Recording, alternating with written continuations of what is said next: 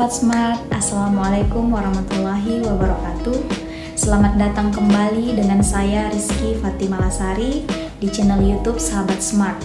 Kali ini kita akan membahas tentang pengembangan capaian pembelajaran pendidikan agama Islam, di mana merupakan tugas mata kuliah pengembangan pembelajaran pendidikan agama Islam berbasis IT, dosen pengampu Dr. Usman MAG.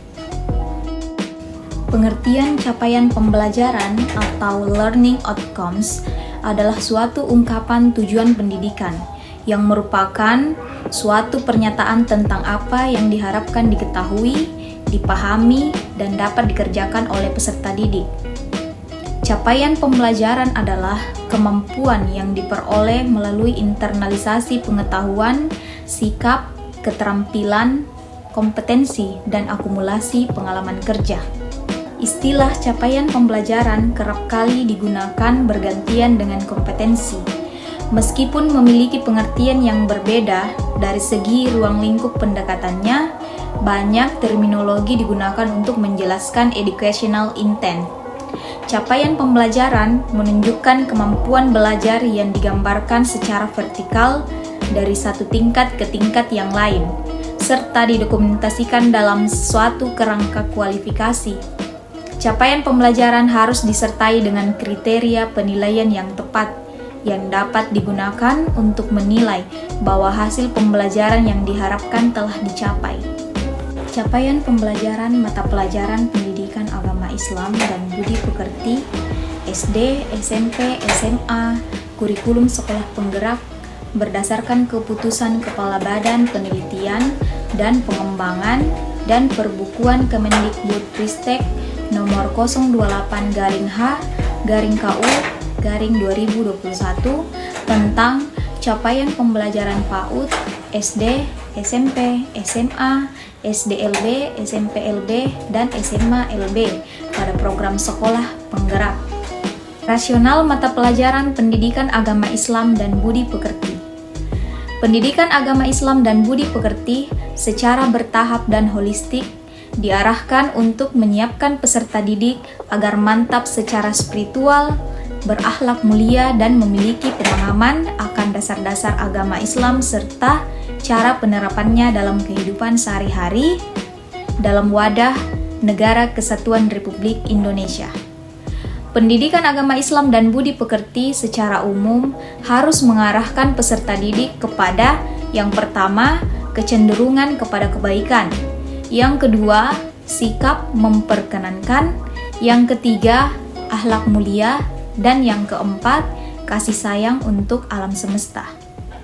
Dengan pendidikan agama Islam dan budi pekerti, dasar-dasar tersebut kemudian diterapkan oleh peserta didik dalam beriman dan bertakwa kepada Allah Subhanahu wa Ta'ala, menjaga diri dan peduli atas kemanusiaan dan lingkungan alam. Deskripsi dari penerapan ini akan tampak dalam beberapa elemen pendidikan agama Islam dan budi pekerti, terutama dalam akhlak pribadi dan sosial, akidah, syariat, dan sejarah peradaban Islam. Pendidikan agama Islam dan budi pekerti bisa menjadi pedoman bagi peserta didik dalam menjaga diri dan menerapkan dalam kehidupan sehari-hari. Berbagai persoalan di masyarakat seperti krisis akhlak, radikalisme, dan krisis lingkungan hidup, dan lain-lain mempunyai jawaban dalam tradisi agama Islam. Dengan mempelajari dan menghayati pendidikan agama Islam dan budi pekerti, peserta didik mampu menghindari segala perubahan negatif yang terjadi di dunia sehingga tidak mengganggu perkembangan dirinya, baik dalam hubungannya dengan Tuhan, diri sendiri, sesama warga negara, sesama manusia, maupun alam semesta. Tujuan mata pelajaran pendidikan agama Islam dan budi pekerti pada praktiknya, pembelajaran pendidikan agama Islam dan budi pekerti ditujukan untuk yang pertama, memberikan bimbingan kepada peserta didik agar mantap spiritual, berakhlak mulia, selalu menjadikan kasih sayang dan sikap toleran sebagai landasan dalam hidupnya.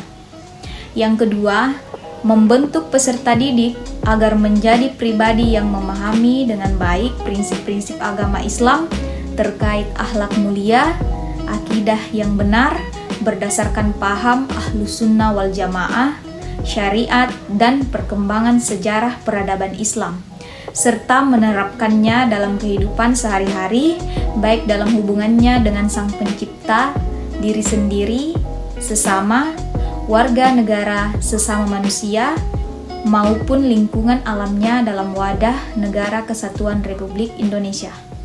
Yang ketiga, membimbing peserta didik agar mampu menerapkan prinsip-prinsip Islam dalam berpikir sehingga benar, tepat, dan arif dalam menyimpulkan sesuatu dan mengambil keputusan. Yang keempat, mengkonstruksi kemampuan nalar kritis peserta didik dalam menganalisa perbedaan pendapat sehingga berperilaku moderat yang terhindar dari radikalisme ataupun liberalisme. Dan yang terakhir, yang kelima, membimbing peserta didik agar menyayangi lingkungan alam sekitarnya dan menumbuhkan rasa tanggung jawabnya sebagai khalifah Allah di bumi. Dengan demikian, dia aktif dalam mewujudkan upaya-upaya melestarikan dan merawat lingkungan sekitarnya. Karakteristik mata pelajaran pendidikan agama Islam dan budi pekerti. Pendidikan agama Islam dan budi pekerti mencakup elemen keilmuan yang meliputi yang pertama Al-Quran dan hadis, yang kedua akidah, yang ketiga akhlak, yang keempat fikih, dan yang kelima sejarah peradaban Islam. Yang pertama, elemen Al-Quran dan hadis. Pendidikan agama Islam dan budi pekerti menekankan kemampuan baca dan tulis Al-Quran dan hadis dengan baik dan benar. Ia juga mengantar peserta didik dalam memahami makna secara tekstual dan kontekstual serta mengamalkan kandungannya dalam kehidupan sehari-hari. Pendidikan agama Islam dan budi pekerti juga menekankan cinta dan penghargaan tinggi kepada Al-Quran dan hadis Nabi sebagai pedoman hidup utama seorang muslim. Yang kedua, elemen akidah. Berkaitan dengan prinsip kepercayaan yang akan mengantarkan peserta didik dalam mengenal Allah, para malaikat, kitab-kitab Allah, para nabi dan rasul, serta memahami konsep tentang hari akhir serta qada dan qadar, keimanan. Inilah yang kemudian menjadikan landasan dalam melakukan amal soleh, berakhlak mulia, dan taat hukum. Yang ketiga, elemen akhlak. Merupakan perilaku yang menjadi buah dari ilmu dan keimanan. Akhlak akan menjadi mahkota yang mewarnai keseluruhan elemen dalam pendidikan agama Islam dan budi pekerti. Ilmu akhlak mengantarkan peserta didik dalam memahami pentingnya akhlak mulia pribadi dan akhlak sosial, dan dalam membedakan antara perilaku baik dan tercelah. Dengan memahami perbedaan ini, peserta didik bisa menyadari pentingnya menjauhkan diri dari perilaku tercelah dan mendisiplinkan diri dengan perilaku mulia dalam kehidupan sehari-hari, dalam konteks pribadi maupun sosialnya. Peserta didik juga akan memahami pentingnya melatih disiplin dan upaya sungguh-sungguh dalam mengendalikan diri. Dengan akhlak, peserta didik menyadari bahwa landasan dari perilakunya baik untuk Tuhan, dirinya sendiri, sesama manusia, dan alam sekitarnya adalah cinta. Pendidikan akhlak juga mengarahkan mereka untuk menghormati dan menghargai sesama manusia, sehingga tidak ada lagi kebencian dan prasangka buruk atas perbedaan agama dan ras yang ada. Elemen yang keempat, yaitu fikih, merupakan interpretasi atas syariat. Fikih merupakan aturan hukum yang berkaitan dengan perbuatan manusia dewasa, yang mencakup ritual atau hubungan dengan Allah Subhanahu wa Ta'ala dan kegiatan yang berhubungan dengan sesama manusia. Fikih mengulas berbagai pemahaman mengenai tata cara pelaksanaan dan ketentuan hukum dalam Islam serta implementasinya dalam ibadah dan muamalah. Dan yang terakhir, yang kelima, yaitu elemen sejarah peradaban Islam. Sejarah peradaban Islam menguraikan catatan perkembangan perjalanan hidup manusia dalam membangun peradaban dari masa ke masa.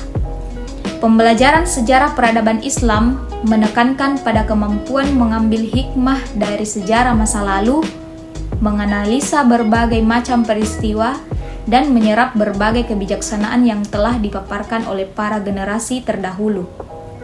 Dengan refleksi atau kisah-kisah sejarah tersebut, peserta didik mempunyai pijakan historis dalam menghadapi permasalahan dan menghindari dari terulangnya kesalahan untuk masa sekarang maupun masa depan. Aspek ini akan menjadi keteladanan atau ibrah dalam menjadi inspirasi generasi penerus bangsa dalam menyikapi dan menyelesaikan fenomena sosial, budaya, politik, ekonomi, iptek, seni, dan lain-lain dalam rangka membangun peradaban di zamannya. Baik, itulah tadi pemaparan materi tentang pengembangan capaian pembelajaran pendidikan agama Islam. Jangan lupa like, komen, dan subscribe. Sekian dan terima kasih. Minallahil musta'an walaitiklan. Wassalamualaikum warahmatullahi wabarakatuh.